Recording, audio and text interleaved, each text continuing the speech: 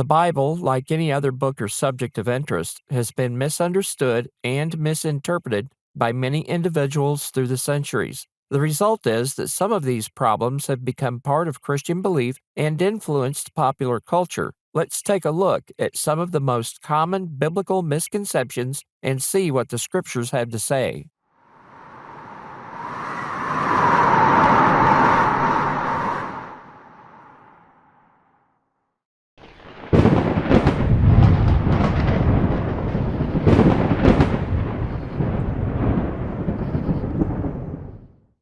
The name Lucifer is associated with Satan among Bible believers, and it's a common concept in popular culture as well.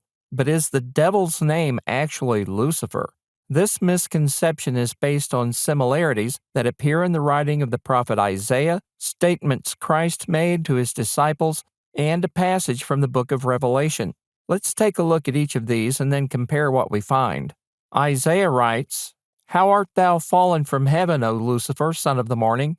How art thou cut down to the ground, which didst weaken the nations?" in Isaiah 14:12. Now let's take a look at a statement Christ made after 70 disciples returned from the limited commission. "And he said unto them, I beheld Satan as lightning fall from heaven," in Luke 10:18. The idea of falling from heaven that appears in both references seems to refer to the same thing. Isolated in this manner, scholars in the past have equated these statements to be an indication of the origin of Satan.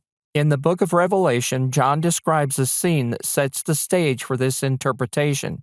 "And there was war in heaven. Michael and his angels fought against the dragon, and the dragon fought and his angels, and prevailed not, neither was their place found any more in heaven. And the great dragon was cast out, that old serpent called the devil and Satan, which deceiveth the whole world. He was cast out into the earth, and his angels were cast out with him," in Revelation 12:7-9. Similarities in these statements are believed to describe the origin of Satan as a fallen angel. According to Isaiah, Lucifer has fallen from heaven. Christ saw Satan fall as lightning from heaven, and John states that Satan was cast out of heaven. The final conclusion is that Satan was an angel who rebelled against God, fought against angelic forces in the heavenly realm, was defeated, and thrown down to earth. At first glance, that explanation seems reasonable, until we examine the context of each of these passages. Isaiah's prophecy in chapter 14 begins with a statement of mercy on Jacob and Israel, representing God's children. The prophets wrote about the coming judgment against the Lord's unfaithful people and how it would be accomplished. One instrument of judgment will be the kingdom of Babylon, which takes place under the rule of Nebuchadnezzar. Although the Babylonians would be allowed to implement God's punishment against his people, they would later be judged for their own evil. Babylon and Nebuchadnezzar are the subject of a judgment from God confirmed early in the chapter, as Isaiah writes, "Thou shalt take up this proverb against the king of Babylon," in Isaiah 14:4. The following verses detail God's actions against the Babylonians for their evil, just as he allows them to be the instrument of punishment against his own people. Nebuchadnezzar's arrogance is apparent in the book of Daniel, and the Babylonians are characterized as a bitter and hasty nation in Habakkuk 1:6. Judgment against Nebuchadnezzar in particular is detailed in the book of Daniel, and prophecies such as Isaiah's include the entire nation.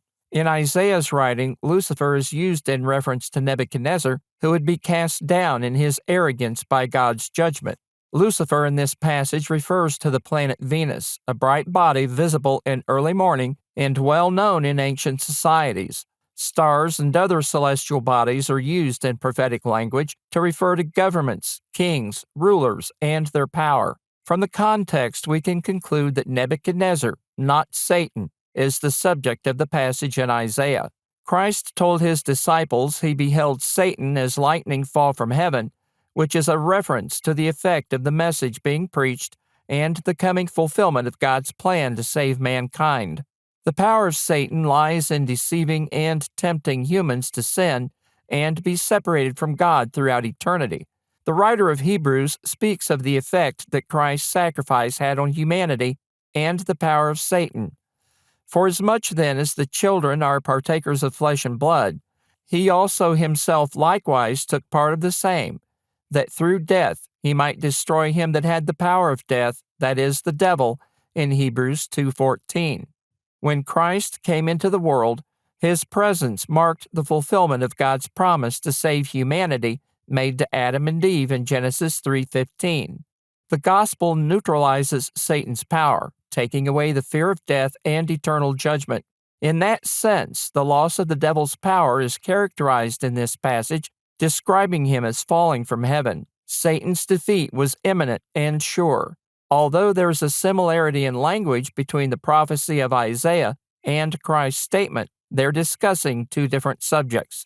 John's statement in Revelation concerning Satan being cast out of heaven following a war between the devil's forces and God's, led by Michael the archangel, seems to parallel the statements of Isaiah and Christ, but it doesn't.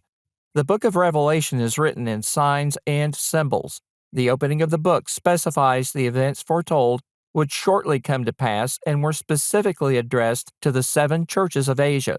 The similarity in language and imagery points to a common point of origin, not subject. The images in Revelation aren't literal representations of events. They figuratively describe things that will take place at a point in the future. Taking this into consideration, we can conclude that the similarity in language points to God as the source, but due to the immediate context of each passage, that's where the similarity ends. Another thing to keep in mind is that the statements of Isaiah were dealing with a time period that ended with the conquest of Judah in 586 BC and the end of the Babylonian exile in 536 BC. Christ referred to Satan's power being compromised by the teaching of the gospel in the early 1st century, so that isn't consistent with Isaiah's statements. John's writing in Revelation is a symbolic prophecy, referring to things that would shortly come to pass but hadn't happened yet. That's inconsistent with Christ's statement because he referred to Satan as being in a fallen state as he spoke to the disciples. The conclusion that makes sense and harmonizes with the passages I've noted is that Lucifer isn't a reference to Satan, and Satan's fall was through judgments against him and the preaching of the gospel that neutralized his power over humans to deceive. In light of the scriptural evidence, Lucifer, the morning star, represents the downfall of Nebuchadnezzar and the Babylonians, which was fulfilled centuries earlier.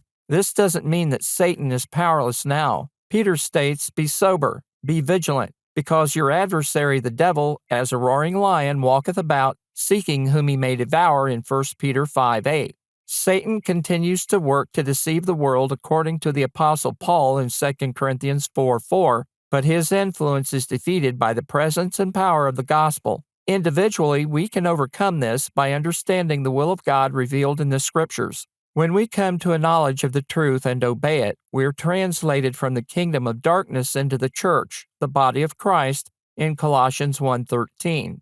The written word has the power to dispel misconceptions like this and lead us home to heaven.